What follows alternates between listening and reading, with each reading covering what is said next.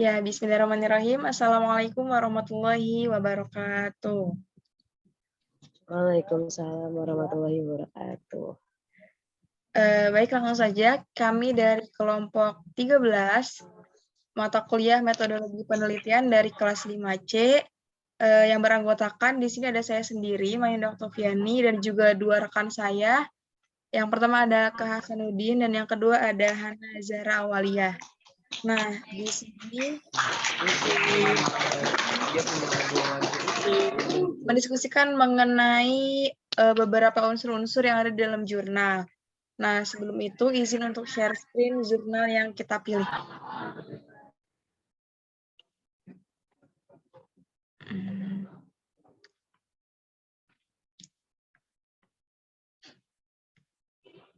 Nah, iya. Di sini udah tampilkan jurnalnya. Jadi, jurnal yang kita pilih itu kan yang sebenarnya bahasa Inggris, cuman ini udah bentuk terjemahannya lah ke dalam bahasa Indonesia gitu, biar gampang analisisnya lah. Jadi jurnal yang diambil itu judulnya kita tuh desain penelitian pendidikan matematika mengenai menyelidiki kemajuan belajar siswa kelas 5 Indonesia pada perkalian pecahan dengan bilangan asli. Nah, di sini kan pastinya Kak Hasan sama Hana juga udah baca semua kan gitu jurnalnya secara keseluruhan. Nah, tugasnya itu kan yang pertama kita disuruh menganalisis mengenai masalah dan identifikasi masalah penelitian. Nah, kalau dari Mayunda sih, kalau yang Mayunda temuin itu, buat bagian masalahnya itu ada di bagian sini nih. Mana tuh? Bentar.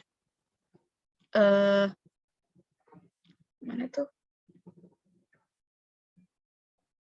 Nah, kalau dari Mayunda sih ini bagian sini.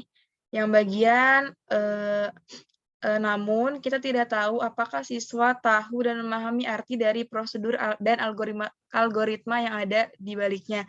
Jadi inti masalahnya mah sebenarnya kalau dari sisi Mayunda ya, kalau dari sisi Mayunda tuh kayak siswa-siswa itu dalam mengerjakan soal pecahan itu tuh sebenarnya mereka tuh nggak tahu apa sih prosedur sama algoritma yang harus dilaluinya gitu. Jadi ngerjainnya cuma asal ngerjain itu. Kalau dari Kak Hasan sama Hana gimana tuh? Bagian masalahnya yang mana?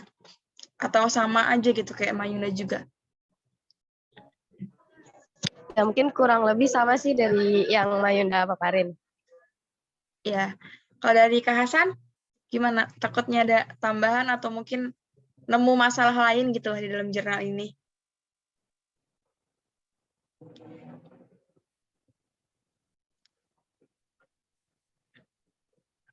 Gimana Kak?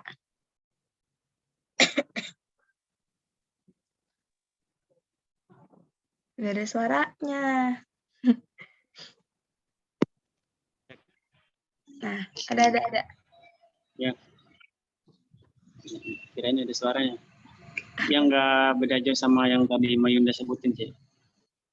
Oh iya, jadi bisa disepakatin ya buat bagian masalahnya itu ada di bagian ini nih. Dari pokoknya di sini siswa itu mereka tuh nggak tahu sebenarnya gimana sih prosedur sama algoritma buat ngerjain si soal matematika ini yang soal pecahan itu, perkalian pecahan di khususnya gitu loh. Nah, itu buat bagian masalah. Bentar, ditandain dulu biar nanti buat hasil diskusinya gampang. Warna apa ya? Kuning. Dari bagian sini. Ya, kok semuanya. Bentar. Ya, pokoknya di bagian ini ya. Nah, gimana sih caranya? Nggak bisa. Astagfirullah. Bentar. Ya, pokoknya ini aja lah. Nanti tandain pakai ini deh. Nah, ini aja. Nah, di bagian ini buat bagian masalahnya. Nah, ini bagian masalah. Buat selanjutnya itu identifikasi masalahnya. Kalau dari sisi Mayunda, buat identifikasi masalah, itu ada di bagian ini. Mana tuh? Nih, dari kata, kan di sini juga disebutin nih, penelitian ini telah mengidentifikasi masalah utama dengan metode pembelajaran saat ini untuk mengajar pecahan. Nah, jadi mengidentifikasi masalahnya itu melalui metode pembelajaran. Nah, kalau dari sisi Mayunda, untuk identifikasi masalahnya itu ada dua identifikasi masalah. Yang pertama di bagian ini. Yang pertama berurusan dengan sintaksis atau aturan daripada penekanan semantik atau makna dari pembelajaran bilangan rasional. Pokoknya sampai bagian ini, arti bilangan rasional. Nah, buat identifikasi masalah yang bagian kedua, di sini. Yang setelah kalimat kedua, salah satu alasan menunjukkan mengapa gagasan matematika sampai di bagian sini, bilangan asli yang dikaitkan siswa. Nah, itu kalau dari sisi Mayunda. Kalau misalkan dari Hana sama Kak Hasan, itu gimana buat identifikasi masalahnya? Khawatir mungkin nemuin yang lain juga gitu. Kalau dari Kak Hasan gimana?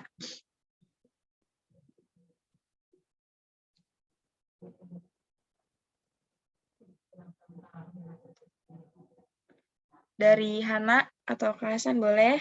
Siapa tahu nemu yang lainnya gitu loh. Kalau ya sekiranya mungkin sama aja, bisa disepakatikan ya. Berarti buat identifikasi masalah itu ada dua di jurnal ini. Yang pertama itu di bagian ini, yang berurusan sama makna dari penekanannya. Terus biasanya pembelajaran itu sering menekankan pada prosedur teknis dalam melakukan operasi pecahan. Dan biasanya yang kedua itu ada menunjukkan mengapa gagasan matematika tentang pecahan gitu. Nah, selanjutnya analisis yang kedua itu menganalisis tentang research gap. Nah, di research gap ini, kalau dari Mayunda, kan research gap tuh kayak, kalau sepemahaman Mayunda, kayak, apa namanya, kesenjangan gitu loh. Kayak misalkan ada beberapa penelitian yang belum nemu hasilnya gitu di jurnal ini. Jadi, harus dilakukan nanti di penelitian selanjutnya gitu. Nah, kalau dari Mayunda sih nemuinnya, di jurnal ini, di bagian research gap-nya itu ada di bagian, kalau secara spesifik mungkin nggak nemu ya, karena di sini nggak disebutin juga. Namun kalau secara kayak dari penelitian, yang dari Mayuna baca sih, ada di bagian paling akhir. Di sini disebutin sama si penulisnya, kalau ada beberapa yang belum mereka kaji gitu loh. Mana tuh? Bentar. Ada di bagian, nah, di sini, dari sini nih. Di sana juga tentu saja ada beberapa yang belum diteliti gitu loh, kayak di bagian berlatih operasi dasar, pengukuran, bilangan desimal, skala, persentase, dan probabilitas. Nah, kenapa sebenarnya ini harusnya diteliti kalau dari sisi Mayunda?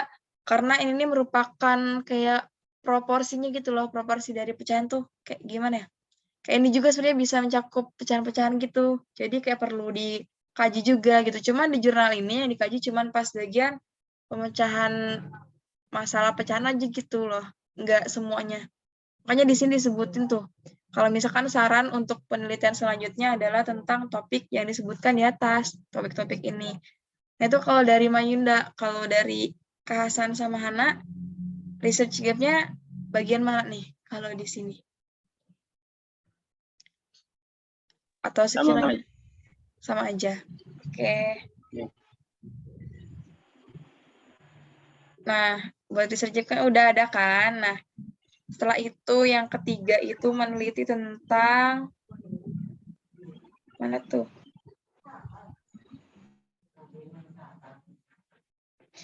Tentang state of the art. Nih, kalau nggak salah, bagian state of the art ini tadi Teh Hana yang udah nemuin di jurnal ini. Buat Teh Hana, mungkin silakan. Boleh dijelasin di bagian mananya. Silakan.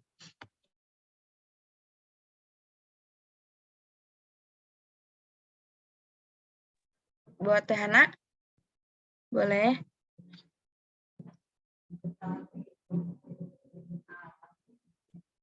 Oh, mungkin Teh Hana belum bisa. Bisa lanjut ke bagian apa nih setelah state of the art. Mungkin Mayunda bisa bantu jelasin deh sedikit. Oh, tadi ada bagian yang knowledge contribution atau urgency reset. Nah, bagian ini kalau nggak salah tadi Kak Hasan nih yang nemuin. Buat Kak Hasan, sok boleh dijelasin. Katakan, Kak. Ya, untuk yang knowledge contribution atau urgency research tadi ada di bagian atas ya, di abstrak kalau nggak salah. yaitu dari knowledge contribution atau urgensi riset dari penelitian ini untuk menginvestigasi ya atau mengetahui, mencari tahu lebih dalam gitu kemajuan belajar siswa dalam mempelajari materi perkalian dengan bilangan bulat melalui 5 tingkatan aktivitas berdasarkan realistic mathematics education yang diusulkan oleh Strickland. Cukup sih. Mungkin dari Mai atau Hana ada tambahan.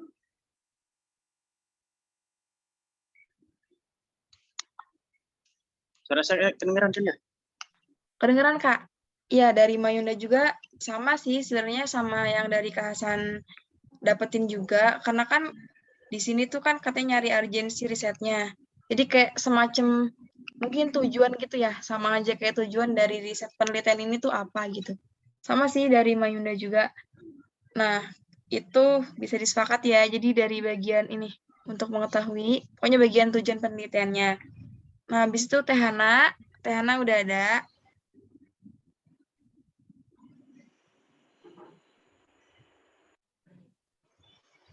Ya, di sini Teh Hana tuh bakal ngejelasin bagian bagian apa tuh? State of the art. Nah, Teh Hana, silakan Teh. Bisa nggak Teh? Ya, kayaknya ya, Mayunda.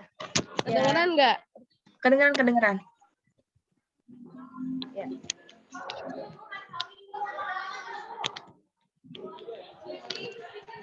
Ya, mungkin yang bagian state of the art ya. Di sini buat kebaruannya, aku tuh nemuin, jadi dalam penelitian desain itu mengembangkan urutan kegiatan pendekatan realistik matematik education atau biasanya disingkat itu RME. Nah, pendekatan RME itu diantaranya memproduksi pecahan, menghasilkan kesetaraan kegiatan. Maaf, tadi bukan sesuatu yang baru ya, tapi state of the art. Jadi state of the art-nya itu dalam penelitian desain yang mengembangkan urutan kegiatan pendekatan realistik atau mathematics education. Biasanya disingkat RME. Nah, pendekatan RME itu diantaranya memproduksi pecahan, menghasilkan kesetaraan kegiatan, beroperasi melalui kuantitas mediasi kegiatan, melakukan produksi sendiri tentang aturan perkalian pecahan dengan bilangan asli, serta merancang hypothetical learning trajectory atau disingkat itu HLT. Nah, sebagai desain dan instrumen penelitian yang berisi urutan kegiatan untuk mengetahui kemajuan belajar siswa pada perkalian pecahan dengan bilangan asli melalui 5 tingkat aktivitas yang diusulkan oleh Strickland. Itu mungkin cukup sih buat state of the art. Iya, jadi dari Mayunda juga kurang lebih sama sih buat bagian state of the art-nya. Kalau buat dari Kak Hasan, gimana?